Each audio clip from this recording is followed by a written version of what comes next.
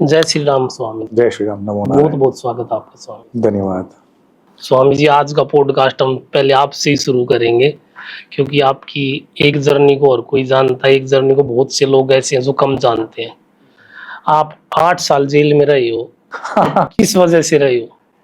ऐसा क्या कर रखा जो इतनी लंबी जेल काटनी पड़ी? नहीं, ये तो ऑलरेडी चैनल के प्रारंभ का ही मेरा पॉडकास्ट है कि स्वामी हो हाजिर हो, जिसमें मैं एक राष्ट्रवादी विचारधारा का संत हूँ। हमारे लिए राष्ट्र जो है वो सर्वोपरि है और सनातन सर्वोपरि है। मैं मानता हूँ हम सबके लिए आदर समादर रखते हैं, सभी दर्शनों के लिए, सभी जाति धर्म के लिए। पूरे जगत में 56-57 इस्लामिक देश हैं और उतनी ही संख्या में क्रिश्चियन देश हैं। भारत का जो बंटवारा हुआ था वो धर्म आधारित हुआ था, इट्स ऑन रिकॉर्ड, मेरे कहने से नहीं है। तो जो मुस्लिम मान्यता वाले थे उन्होंने पाकिस्तान की तरफ ले लिया और ईस्ट पाकिस्तान उस समय का था, अभी बांग्लादेश, वो हिस्सा हमने दे दिया। उनकी आबादी से भी ज्यादा जमीन दे दी तो वो देश अलग हो गया। तो व्यवहारिक बात तो यही थी ना कि जो बाकी हिंदू या सनातनी मत के थे उनके लिए ये देश बाकी बचा। सही बात है। लेकिन उनके साथ बड़ा धोखा हुआ, क्योंकि सनातनी हमेशा से सोया हुआ रहता है। सनातनी को लगता है कि सब काम भगवान की मर्जी से हो जाएगा, और भगवान हमेशा कहते हैं कि तुम कर्म करो तो सही, कर्मण्यवादी का रस्तेषु महाफलेषु कदाचन। कर्म किया नहीं और बोले कि राष्ट्र बन जाएगा। लेकिन हमारा पहला मुख्य जो गलती रहा कि हमारा प्रधानमंत्री जो जवाहरलाल नेहरू बने, अगर मैं मानता हूँ सरदार पटेल होते तो देश की कायाकल्प और होती। मैं सहमत हूँ आपकी इस बात से बिल्कुल। तो इतिहास का ये पन्ने अगर हम खोल देंगे, जो ये काम आज बोलते हैं ना कि लोकशाही लोकतंत्र होना चाहिए, भीतर की पार्टी में आज़ादी होनी चाहिए, तो किसने वो नेहरू को वोट दिया था? उस समय जब वोटिंग हुई तो सभी वोट तो सरदार को मिले थे, लेकिन मनमानी करते हुए गांधी ने नेहरू को प्रधानमंत्री बनवा दिया। चलो प्रधानमंत्री बन गए, वहां तक भी कोई बुरी बात नहीं थी, लेकिन सौराष्ट्र में सोमनाथ मंदिर है हमारे ज्योतिर्लिंग, उसकी स्थापना का जब जिक्र आता है तो उन्होंने उस वक्त के राष्ट्रपति राजेंद्र प्रसाद जी को बोला कि आप मंदिर के ओपनिंग में मत जाना। आपने वोट हिंदुओं के लिए, हिंदुओं के बलबूते आपको राज्य सत्ता मिली, हिंदुओं ने बलिदान दिया और उन बलिदानों को आपने नगण्य। जवाहरलाल नेहरू ने ऑफिशियली कहता है कि मैं कोइंसिडेंटली एक्सीडेंटली मैं हिंदू बना हूं। वैसे उनका खान पान रहन सहन सारा वो बताते हैं, या तो क्रिश्चियन है या तो इस्लामी है।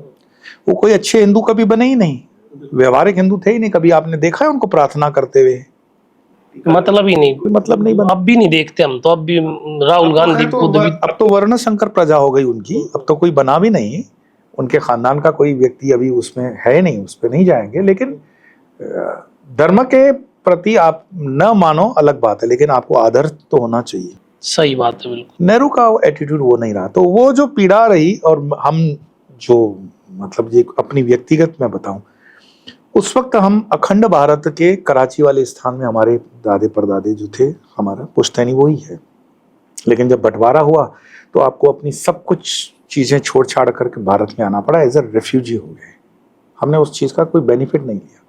हमारी दादी जी बताती थी कि हमें लगता था कुछ दिनों में सब चीजें ठीक हो जाएगी और हम वापस चले जाएंगे। तो उतनी बड़ी हवेली कराची जैसे महानगर में और सारी संपत्तियां छोड़ छाड़ के जब बहुत बड़ी बात, अपनी जगह को छोड़ के आना, दूसरी देखा हमने उस वक्त के अपने नीचे कम काम करने वाले कर्मचारी मुसलमानों को नियत बदलते हुए देखा। तो वो चीजें हमने पढ़ी नहीं है, जीवन में उसको महसूस किया। तो हमारे बच्चे, हमारे धर्म के लोग सुरक्षित रहें, इस देश में कम से कम स्वाभिमान के साथ जी तो सकें। और विवेकानंद के साहित्य पढ़ने से जीवन में आध्यात्मिकता थी, एक बैकग्राउंड भी था, और गुरुदेव की ऐसी इच्छा रही कि आप ऐसी जगह काम करो जहां भाषा आपकी ना हो, लोग आपके ना हो, अननोन प्लेस पे। तो मैं विदेश वगैरह का करने के बाद देश में प्रारंभ किया। और मैं चूंकि भले ब्राउन एंड बॉटम मेरा महाराष्ट्र मुंबई है, पर मैंने काम शुरू किया ट्राइबल एरिया गुजरात में, जहां पे धर्मांतरण का काम हो रहा था। उस वक्त का गुजरात का डांग जिला 80% क्रिश्चियन मिशनरी के कन्वर्ट हो चुका था।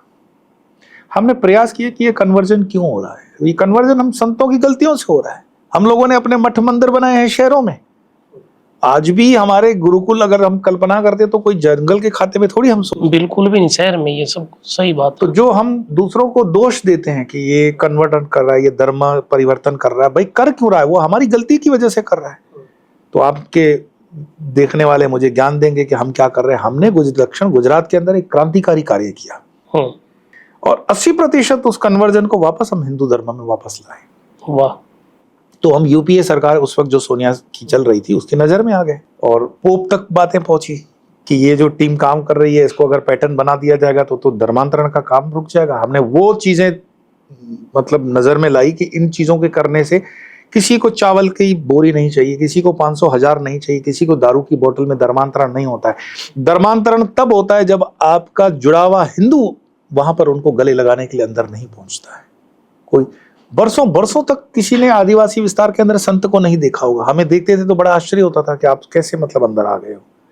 क्योंकि हम लोग तो आज भी हिंदुस्तान में इस पे बहस करते हैं ना कि प्याज खाएं कि लहसुन खाएं। सही बात। आदिवासी के घर में जाओगे तो वो एक हाथ से बच्चे की धो रहा है और उसी से आपको पानी पिला रहा है। आप तो बोलोगे छूछ हाथ में नहीं पीऊंगा।